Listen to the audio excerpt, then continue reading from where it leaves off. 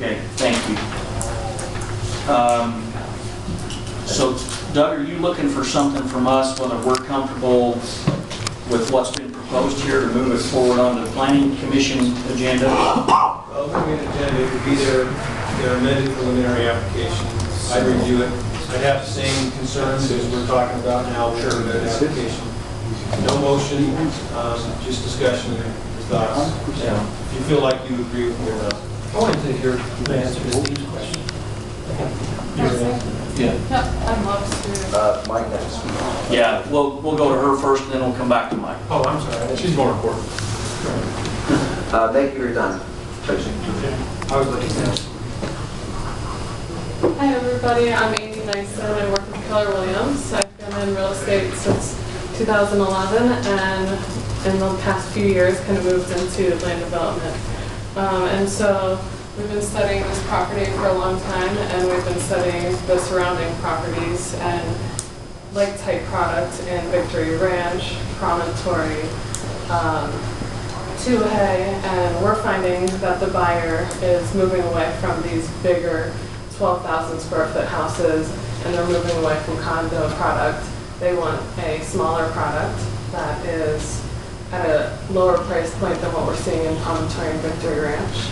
And something that's under 2,000 square feet, you might get a Wasatch front buyer who just wants that Park City cabin again. You know, that's just not affordable in the market anymore. And so I think that's where the developer wants to see this go in some areas. And in some areas have, you know, getting those price points up to $1 million. But it'd be nice to see in the Wasatch community to see some product that's under $500,000 with high quality finishes. sorry. And so, right, you think that's unbelievable, but I think you believe that that product is, there could be a range of prices. I mean, like you're in the Under mid $1 million. fours. I can see that, but you're not looking under 4, are you? No. No. Okay. So you're trying to afford it though. And I can clarify real fast. We have prepaid impact fees and water and a lot of stuff that came with this purchase, so we have the ability to drop our price points significantly and pass that on to buyers. And that price point, where's the residential neighborhood? A full-time residential? I don't think you're going to see that, just from the sheer location of where this is. You have cabin products in Victory Ranch, where people aren't living there full-time. And I think if you have connected walls and some condo product, you may see some more primary residents. But I think this will be a more cabin feel where you have more outdoor living than indoor living. So I think that's where what the market's demanding. You want that investor that's going to come stay a couple times a year, but also have storage for all their toys. You hear about all the Promontory and Victory Ranch owners who are sick of having 6 storage units all over the place. They want to be able to store their toys, and this is a great spot to change something for the community. I think you're seeing a trend in people who want less living space and more outdoor space. I think there's a lot of supply in Wasatch County of attached product. So I have about at least 20 communities that have attached product right now in the market. So this would differentiate what's already out there. We don't need 20 more bare hollows. I think everyone can agree on that. We don't need 20 more promontories. So this is kind of a middle of the line product type. Let's see, what else do we have? We've been interviewing a lot of high-end builders, to name a few: Germania, Jasper Group, PJ Builders, Cameo Homes, Otto Walker, which I think we all see in neighborhoods and communities, and so we want to stay on that high-end development. And a lot of them are not wanting to do attached product in this area. Upwall Design is another one. A few more things. I just think smaller detached homes make more sense in this location. That's what the market's calling for. And so I don't know if you have any questions for me. Price point, I'd love to see a lower price point in the area. And I think a lot of buyers would too. When you say small, are you talking 2,000 square feet, 1,500 square feet? I'm thinking in that range and up to maybe 4,000 and 6,000, but I don't think anything over 6,000 would really be in need. We have a home in Promontory that's 12,000 square feet that's been on and off in the market for 10 years. I mean, it's just not selling anymore. Okay, thank you. So just one concern or thought, on some of the renderings, it almost look like, they were probably not the original, the ones that you were going to settle on, but some that you pointed out, Doug, almost looked like maybe it could have been storage containers or mobile homes. Can I speak to that one more time? Yeah. Excuse me. That's the only concern. There's some really nice renderings up there. We just want to make sure that if we can get that, that would be the way to go. That's something I really want to drive home, and I'll write you guys an affidavit. I keep hearing this Connex container home building stuff. I own a company called Wheelhouse. We're booked out for 3 years. We can't build these. This is a totally different product type. This is not a tiny home development. It's not a mobile home park at all. Nothing of the kind. And I assure you that. I wrote a letter and gave it to Doug saying it will obviously comply with all building codes. So I can't go pull a building permit for something that doesn't comply. So I have to go through another step of, I guess, compliance to get a building permit. So we're going to comply with all the building codes. This is not a mobile home park, and it's not a Connex container home park. I've heard that so many times that I'm like, that doesn't matter. It will be built on site. Everything's going to be stick built to the building code. So your proposal is you build and then sell, rather than the buyer come in and... Well, this is such a large property, there's going to be chunks sold to developers. There's going to be people who are buying it. This is a massive project, and it's going to take some time to sell. And so we're going to have builders, she named off, that are very interested to buy blocks of homes, and they're going to build their own homes. So there's, it'll be a variation. So thank you. Thank you. I'm glad I got. Thank you for that question, because I keep hearing that. Mike, please.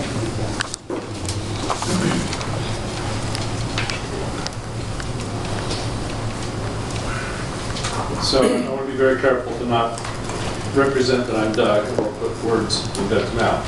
But I think the question before you, Doug's concern is that through the settlement agreement, the county agreed that there would be a density based upon the density secured and a master plan that was approved, and we would proceed as if that's approved unless it's substantially different. Doug's dilemma is that he's having difficulty coming to that decision. Is it substantially the same? That's the question. And so he's asking for assistance from the county. Am I on here? Okay. To say, do you feel that? Because he felt that there were some aspects to it that he didn't feel were that way. That was the purpose of the presentations. So that you could have that same picture. If you feel it's that way, then Doug will proceed if that's the case. If it isn't, then they would have to go back and start a master plan. And that's what they're trying to avoid. Now, I think all of us know there's some, even with the original master plan, that they still had to comply with ridgeline and some other things, and there were problems with that. And they know that. I think that stuff can get worked through. It's the overall master plan is going to be the question. So that's kind of the... So we got two issues on the master plan. We got the architectural side of it, as well as the makeup of the different property types. I think Doug took all of that into one look and said, I don't know that I'm comfortable with it, and he's asking your opinion. And could I speak on that, please? Thank you. So I'm Nate Rave, Weaven Associates. We are the project engineers and planners on the project. So we had worked with Doug, with Mike, with John for quite some time, and we were getting backed up to a closing date. So for Jamie and his group to be able to close and fund and purchase this from the JSSD, he needed a letter from the county, which is what you have in front of you, that says what we have submitted is substantially compliant. Because that's what the consent agreement tells us, is that we need to have a document that says we are substantially compliant so that we can move forward. So it was a stressful time. So we met with Doug, Mike, and John, and it was stressful because right while we were meeting, Jamie was receiving text messages saying, "Can we close? Can we close?" And he said, "No, we are not going to close until we have a letter that says we are substantially compliant so that we can move forward with preliminary." And it's not that we don't want to go back through master plan, it's the timing associated with it. There's millions and millions riding on that, and that's why it was such a big deal. And so we received what you have in front of you that says, yes, that it is substantially compliant, that yes, you can proceed with preliminary. And so that's where we are now. We fully believe that that does not say, we cannot, we shouldn't comply with code. We know we have to. We know we have the ridgeline ordinance. Even though the vested master plans did not comply with that, we are going to shift. We know we have our trail system needs to be compliant. But we feel that going back to master plan at this point, especially with that document that a $30 million purchase was bought off of, is not fair to the project to go back. So our recommendation today would be is for us to continue to work with staff, get the preliminary submittal in, and let's proceed forward with Planning Commission, with you good folks, and get this project moving, just because we do not have in the market with 2,046 units, we can't afford that downtime. So, Thank you. thank you. Hey, Doug, have you heard anything today that alleviates any of the concerns you had going into the I have. The reason I had the concern is initially we had what I'm going to call Connex box. I know that's offensive to you, but to me it was. And then I saw the style guide that was submitted before that letter was written that looked like a great product. And then with the preliminary submittal, we're back to Connex boxes. Well, we got some stuff, how long was it that we got some advertisement for the wheelhouse project that you mentioned? I think that's why. So I had all these questions in my head about what is this, and I can't go back and forth and make a commitment in writing on one thing with one understanding and then have something completely different submitted. I will tell you that any rendering that was shown up here is not a 1,200 square foot home or 1,800 square foot home, whatever they can build them in there. Everything they showed was probably 5, 6, 10,000 square feet. So it's going to be different than what they've shown you. So you're good with the RUs, the open space, product type, getting hung up on the architectural design pretty much, because one thing was talked about, but something else was submitted. Is that what you're saying? Yeah. So Doug, if I could go to what will be submitted with the preliminary. So what we've tried to do is not shotgun submittal to Doug. We understand how busy he is. Is it the first? I think it's the first. It's this. So this is what will be officially submitted. This is what Jamie's architect prepared. This is what will be submitted with the preliminary. Could you go through each one of those and just give us the rough square footage you want to look at and price point, just as a... Jamie, that'd probably be better for you than I remain. It's all going to be dependent on the size of the lot. So I mean, they are going to range. You're going to see some 1,500 square foot homes with a 2-car garage. You're going to see some 2,200 square foot homes. You're going to see some 5,000 and 4,000. Is there anything in the 2,200 range? Yes, right there. Where's my laser? This one. Anything else? This one's, I think, 3,200 square feet. What's over 10? Anything over 10 up there? That honker. Okay. Where you got a 6 or 7? Oh yeah, for sure, all day long. That's like, I think that's 5,400, and that's like 62. Where's your 400,000, 500,000 range home? This guy. It's the 400 to 500, I think is under, we're gonna be above that. I'll buy that tomorrow.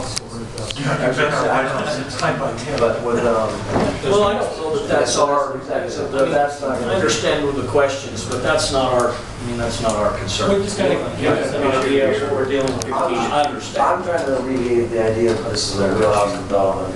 Right. We're building connexes. That is a beautiful area, beautiful piece of land. And it does not, I don't think it needs townhouses whatsoever. That's my personal opinion. I'd rather see smaller, well-built homes. And it'll look a lot more residential than just monolithic boxes up there.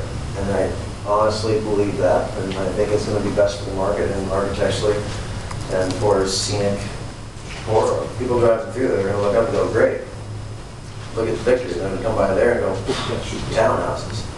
So I assure you, when this is done, it's going to be a lot better. So that's the product that we're talking about. We're still going to show you that stuff was done in Korean. Really nice plans. And then they sell off the ground and then somebody shows up and says, well, this is instead. So that's why we're just a little gun shy about that. I think we're good on the ARUs, the open space product type. Yeah, the market changes, single family homes, that's great. In my opinion, I don't have a problem with product type. As long as we give reassurance that, you know, the architectural design is kind of like that, I don't have a problem. Like I said, I'm willing to sign an affidavit that will meet every building code that you have in this building. And roof pitch, width, height, all that And stuff. this is what will be submitted with the official preliminary. So this will be the next documents that will be submitted. If we build something that's poorly constructed on the site, it would be the stupidest development I've ever done. So I'm not going to do that. I assume we probably wouldn't be having this discussion if you wouldn't have submitted the Connex pictures, is that? Well, that's a long story, because my in-house land planner for Wheelhouse, we were rattling some stuff together really quick, and it came in at the very bottom of it, and that's what got blown out. It got fudged in So there. you'd like to take that back?